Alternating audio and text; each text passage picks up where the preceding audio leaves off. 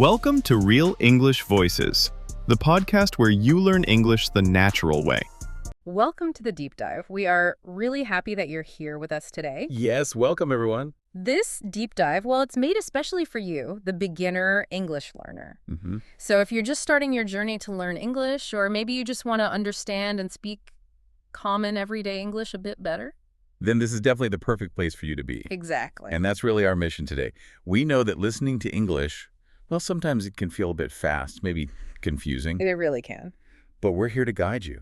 Today, we promise, we will speak slowly and very clearly. Yes, nice and easy. We'll use easy words and simple sentences, so you should be able to follow everything quite easily. We really want you to feel comfortable, confident. Absolutely. You don't need to speak perfectly right now. Not at all. Just listen, take it in, absorb it, and practice step by step. So what's our plan for this deep dive?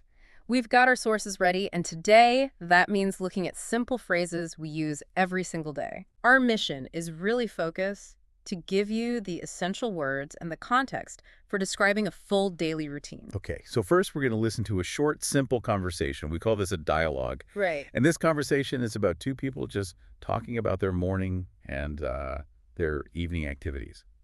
Simple stuff. Then we jump into the deep dive itself. We'll take each important word, each phrase from that dialogue. And we'll explain it, really break it down. We'll give you lots of examples, and we'll share little stories about how we use those phrases in our own lives, here, with real English voices. And remember, if you don't understand something right away, that's completely fine. It really is. Oh, absolutely. Learning a language takes time. So you can always pause this deep dive, listen again. Rewind a little bit. Exactly. Or even just come back tomorrow.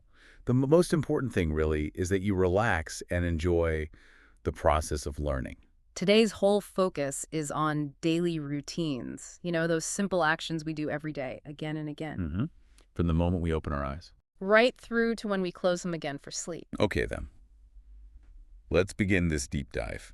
So, the people talking in our conversation are Emma and her friend. And Emma, well, she's very tired today. Okay. Because she had a very late night. So her friend is asking about her day. Listen carefully now. Try to hear the phrases we're going to focus on today. Okay, I'll read the conversation slowly now. Listen for those key phrases. Ready? Dialogue starts. Emma, you look tired today. Did you have a late night? Friend, yeah, I did. I watched a movie with friends. It finished very late. I finally went to bed at midnight, but I didn't go to sleep until 1 a.m. Emma, wow, that is really late. I try to go to bed at 10:30 p.m. If I sleep late, I feel very tired the next day. Friend, me too. But this morning, the alarm still went off, and I woke up at 7:30 a.m. I finally got up at 7:45 a.m. and went to the bathroom. Emma, so what did you do in the bathroom? Friend, first I had a wash. I washed my face, then I cleaned my teeth. After that, I had a shower. The hot water helped me wake up completely. Emma, that sounds necessary after a late night. Sometimes if I have time, I prefer to have a bath. I sit in the warm water and truly relax. Friend, I like baths, but usually only on the weekends. After my shower, I put on some makeup, got dressed, and made myself a cup of tea. Emma, this morning I also woke up early. After I got up, the first thing I did was make my bed. I do that every day because it makes my room look neat. Friend, did you do any other chores? Emma, yes. After breakfast, I did the housework. I washed the dishes, cleaned the kitchen counters, and tidied the living room. Friend, after all that cleaning, Emma, I went out to do the shopping. I needed important things like eggs, milk, bread, and some apples. The supermarket was very busy, so I was gone for an hour. Friend, when I came home, I was hungry. I had lunch. Just some simple soup and a slice of toast. Emma, I also had lunch at 1 p.m. I made myself some rice and vegetables. Friend, well, we both need rest, Emma. Definitely. I am going to go to bed early tonight and make sure I go to sleep before 11 p.m. No more late nights this week. Dialogue ends. Okay. That simple dialogue, wow. It gave us a lot of really useful English, didn't it? It really did. Lots of everyday phrases in there. It covers pretty much everything, from waking up right through to going to sleep. Mm-hmm. So now, let's unpack those important phrases. We'll take them one by one, nice and slowly. Yeah, so you can understand them clearly and hopefully start using them right away. Okay, let's dive into the first two. These are super common phrases about starting the day. Right. They seem like easy words, but they describe different actions, and, well, learners often mix them up. Ah, yes, to wake up and to get up. Exactly. This is a great place to start, actually, because the difference is, well, it's both physical and mental, isn't it? It is. Two separate moments in your morning routine. Definitely. Let's focus on wake up first. What does that mean precisely? Okay, so to wake up. This means you stop sleeping. Yeah. Simple as that. Right. Your eyes open, you become conscious again, which just means your brain starts, working again. You are no longer asleep. And this usually happens to you, right? It's often involuntary. Yes, exactly. Maybe the sun shines through the window or your alarm clock rings. Or the phone buzzes. Yeah. And here's the really crucial point for you, the listener. When you wake up, you're almost certainly still in bed. Still lying down, yeah. Under the blanket, maybe. Mm-hmm. Your eyes are open. Maybe you're thinking, but you haven't moved yet. So it's more of a mental action, not really physical at this point. Precisely. Think of it as just the moment your sleep ends. For example, I usually wake up around 7 a.m., even without an alarm sometimes. Okay. But I rarely jump straight out of bed. Oh, no. I enjoy that quiet time. Me too. So for maybe, I don't know, 10 or 15 minutes after I wake up, I just lie there. What do you do? I might stretch my arms and legs a little, or sometimes I just look at the ceiling. Yeah. Or maybe check my phone, see the time or the weather. My body's still resting, but my mind is definitely awake. That's a very common routine, I think. Lots of people like to just listen to the sounds outside or think about the day ahead. Mm-hmm. So if you say, I woke up at 6 a.m., it tells us the exact time your eyes opened, Right. but it doesn't tell us anything about when you physically moved. Okay, now let's talk about the second phrase. This is the big transition to get up. Right. Get up. So when you get up, this is the physical action. Yes. You actually leave the bed, you stop lying down, you probably sit up first, Mm-hmm. And swing your legs over. and then you stand up, put your feet on the floor. This is really when your body officially starts the day, wouldn't you say? I would. That's the key difference. Wake up is when sleep ends. Get up is when the rest ends. Okay. I can tell you about my routine. I wake up maybe around 6:30 a.m., Okay. but I often listen to the news on the radio for about 20 minutes before I actually move. So you're awake but still in bed. Exactly. So I don't actually get up until maybe 6:50 a.m., something like that. And sometimes, we're forced to get up faster than we want to. Oh, definitely. Like imagine you have an early flight to catch at the airport. Your alarm rings. Yeah. Boom. You wake up immediately. Right. But there's no time to lie there. You have to get up right away and start moving quickly. Yeah, no lazy mornings then. A common mistake we hear from learners is using get up when they really mean wake up. Okay. Example. Well, someone might say, I got up at 3 a.m. last night because of the thunder. Right. But if they just heard the sound, opened their eyes for a second, and then went back to sleep. They didn't actually leave the bed. Exactly. Yeah. So the correct phrase would be, I woke up at 3 a.m. Mm-hmm. If they actually left the bed, maybe to look out the window, then they got up. So the context, the situation is really key here. Mhm. Like, if you're sick, you might stay in bed all day long. Right. You might wake up many times during the day, maybe take some medicine. But you don't get up because you need to rest your body. Okay, let's quickly summarize this then. Wake up, Mm-hmm. that's the mental switch. Eyes open, but you're probably still in bed. And get up. That's the physical switch. You leave the bed, you stand up. Start the day. So, think about this now, you listening. What time do you usually wake up? And how long do you wait before you get up? Maybe you can try saying this sentence to yourself right now. I wake up at maybe 7.0 Mm-hmm. and I get up at maybe 7.1. Just use your own times. Good idea. Keep practicing that difference. It's really foundational, isn't it, for describing your day? Absolutely. Excellent. Okay, so now that we've officially left the bed, We got up. we've got up, we usually move on to the bathroom, right? To wash ourselves, clean up. Mm-hmm. So this next section covers some really essential phrases related to water and getting clean. Okay. We're looking at have a shower, take a shower, and have a bath. Right. Let's start with the shower phrases first. Have a shower and take a shower. Yes. The very first thing you absolutely need to know is that these two phrases mean the exact same thing. Ah, that's good to know. They're synonyms. They are. That can be confusing for learners, though. Why are there two options if they mean the same thing? Well, it's mostly a geographical difference, really, like Yeah. where people live. In British English, which you hear a lot in the UK and many parts of Europe, we often say have a shower. Right. I'm going to have a shower. But in American English, people very frequently say take a shower. I need to take a shower. Yeah. But honestly, if you use either phrase anywhere in the world, everyone will understand you perfectly. Yeah. Don't worry about which one is right. Good advice. So what actually happens when you have a shower or take a shower? Okay, well, you stand up. Mhm. That's key. You stand under water. The water comes down from the shower head above you. Exactly. And you use soap to clean your skin, maybe shampoo for your hair. Yeah. It's usually quite a fast, efficient way to clean your whole body. We use this phrase all the time. For me personally, a morning shower is essential. It's not just about cleaning. Yeah. It's also about waking myself up properly, Yeah. changing my body temperature, feeling alert. So I always take a shower right after I get up. It makes me feel fresh and alive. Yeah, that morning shower buzz. And sometimes, the timing of the shower changes based on culture or even the climate. How so? Well, for instance, in very hot, humid climates, people might take a shower 2 or 3 times a day. Just to cool down. Exactly, to cool down and wash away sweat. Whereas in colder climates, maybe one daily shower is usually enough for most people. That's interesting context. What about evenings? Do you ever have a shower in the evening? Sometimes, yeah. If I go to the gym after work, for example, Right. or maybe if I've been working outside in the garden and feel a bit dirty, then yes, I'll have a shower in the evening just to wash everything off before putting on pajamas and relaxing. Makes sense. Okay, now let's look at the third phrase in this section. Have a bath. Ah, the bath. This is fundamentally different, isn't it? The action is different, too. Completely different. When you have a bath, you don't stand. The key thing is you sit or sometimes you lie down. Right. In a big tub filled with warm water. Exactly. You fill the tub up first, then you get into the water, and you usually stay there for a longer time compared to a shower. Yeah, you'd never really say, oh, I need to have a bath quickly before work. It just sounds wrong. It does.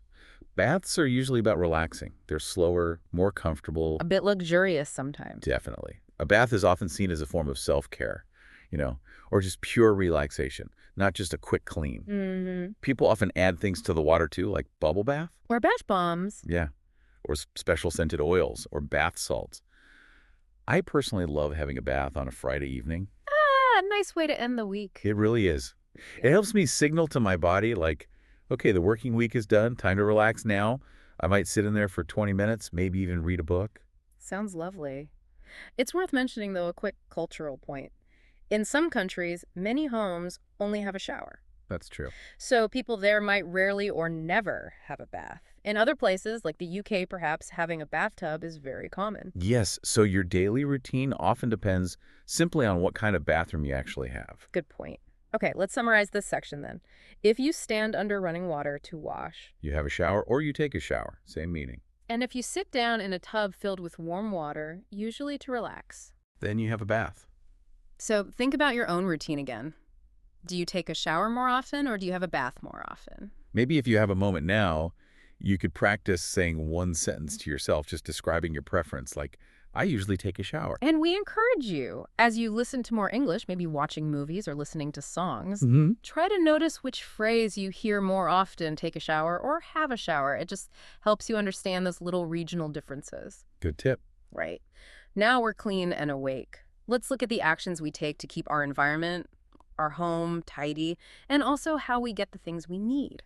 Okay, so actions around the home. This section covers make your bed, do the housework, and do the shopping. Let's start with make your bed, a very common morning action. And as we heard in the dialogue, it definitely does not mean building a new bed from wood. Aha, no, definitely not. Make your bed is what we call a fixed phrase. It means to tidy your bed after you've gotten out of it. So straightening the sheets, Yeah, pulling the blanket or duvet up neatly. arranging the pillows nicely. Exactly. You just make the bed look tidy and, presentable again. It's an action that takes hardly any time, does it? Maybe 2 or 3 minutes max? Hardly any time at all. But many people, myself included, feel it's quite important. I always make my bed pretty much immediately after I get up. Why is that? Well, because when I look back at my room later, I just want it to look neat, not messy.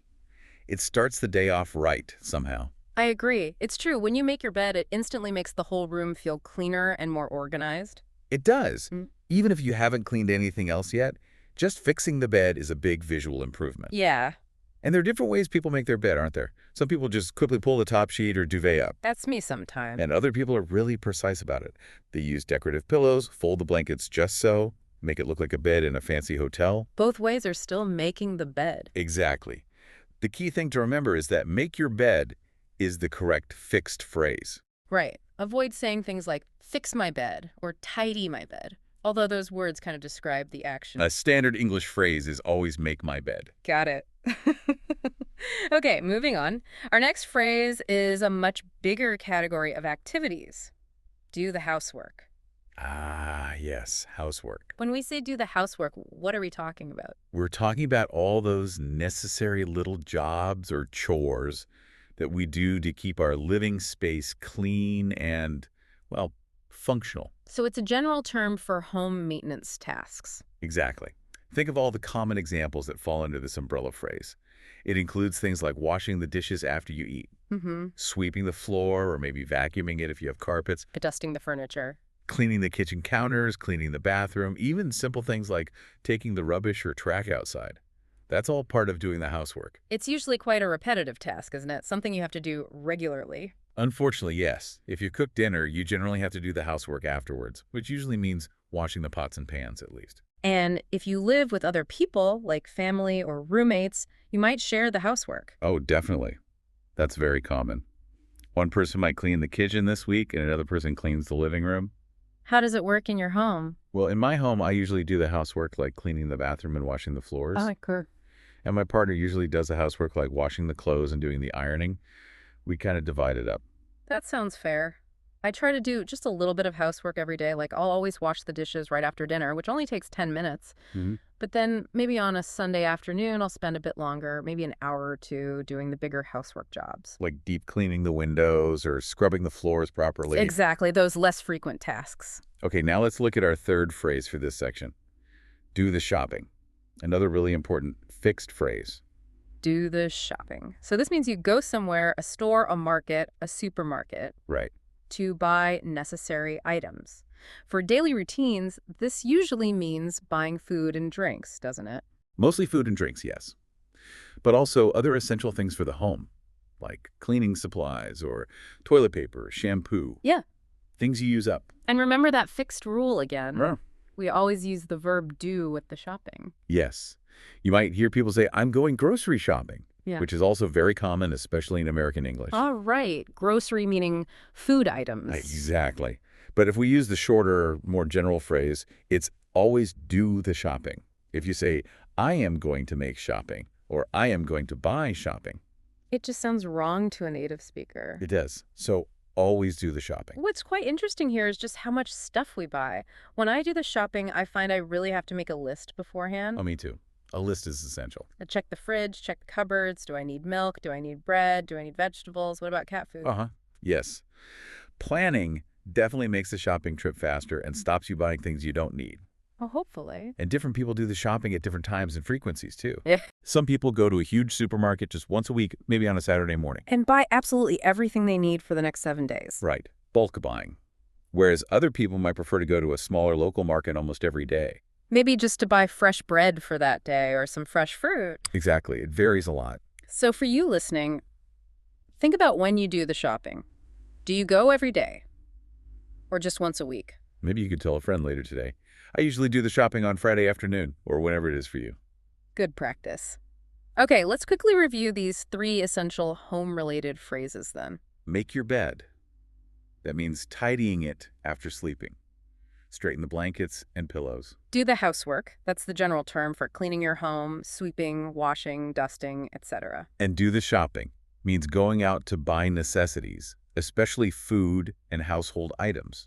Remember, always do the shopping. These phrases are used constantly in everyday English, so definitely practice using them in full sentences. Okay, we've successfully navigated the start of the day, the cleaning, the shopping. Busy day. It has been.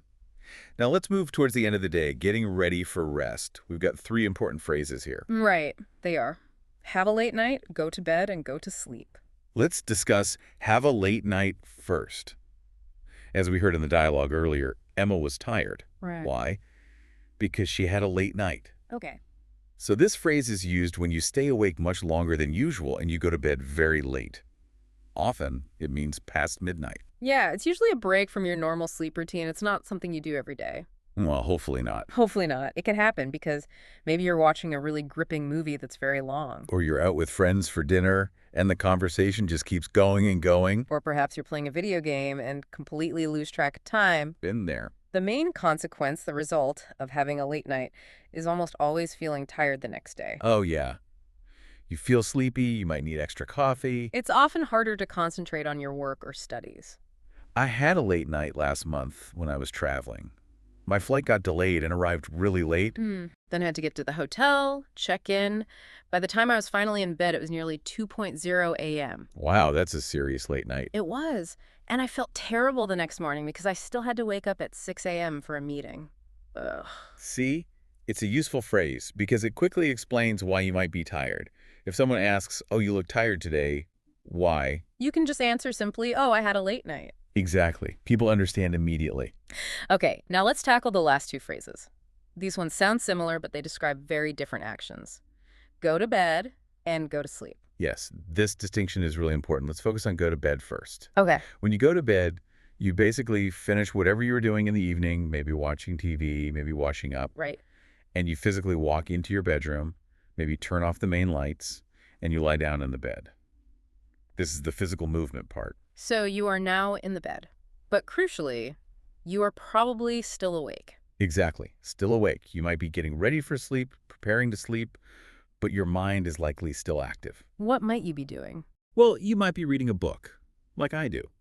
Or maybe sending a final text message to a friend saying goodnight. Or scrolling through social media for a few minutes. Yes. Yeah. Or watching just one more short video on your phone.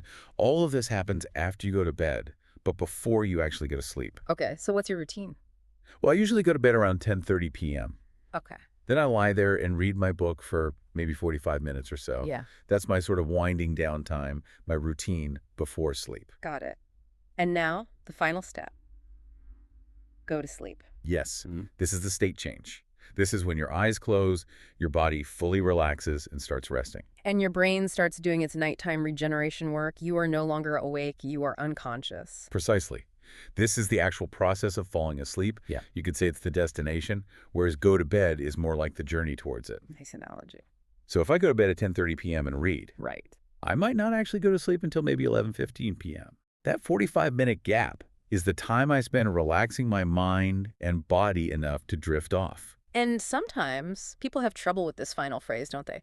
They might go to bed at a reasonable time, say 10:00 p.m., but they just lie there tossing and turning. They can't go to sleep until maybe 1:00 a.m. or even later because their mind is racing or they're worried about something. Yes, that's often called insomnia or having trouble sleeping. It can be very frustrating. It really can. And one other thing sometimes, the phrase go to bed is used almost like a command or instruction. Ah, yeah. Like a parent might tell a young child, okay, it's 8 o'clock, time to go to bed now. Right.